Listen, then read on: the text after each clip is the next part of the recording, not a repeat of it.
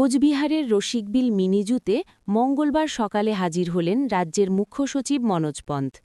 সোমবার তিনি মুখ্যমন্ত্রী মমতা বন্দ্যোপাধ্যায়ের সঙ্গে কোচবিহারের রবীন্দ্রভবনে প্রশাসনিক বৈঠকে অংশ নিয়েছিলেন। পরদিনই জেলার একাধিক সরকারি প্রকল্পের অগ্রগতি পর্যালোচনা করতে বেরিয়ে পড়েন তিনি। অতিরিক্ত জেলাশাসক ও মহকুমা শাসক কিংসুক মাইতিকে সঙ্গে নিয়ে রসিকবিল চিড়িয়াখানায় পৌঁছন মুখ্য সচিব। জেলা বন দফতরের ডিএফও অসিতাভ চট্টোপাধ্যায়, এডিএফও বিজন কুমার নাথ সহ উপস্থিত আধিকারিকরা ফুলের তোড়া দিয়ে তাকে স্বাগত জানান।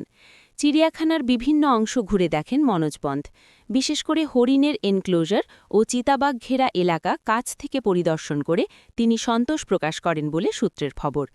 এরপর নির্ধারিত কর্মসূচি অনুযায়ী তিনি রওনা দেন পরবর্তী গন্তব্যে। রসিকবিলের সার্বিক উন্নয়নমূলক প্রকল্পে মুখ্য সচিবের সরেজমিন পরিদর্শন প্রশাসন ও স্থানীয় মহলে নতুন উদ্দীপনা তৈরি করেছে। Bureau report, Baksirhat.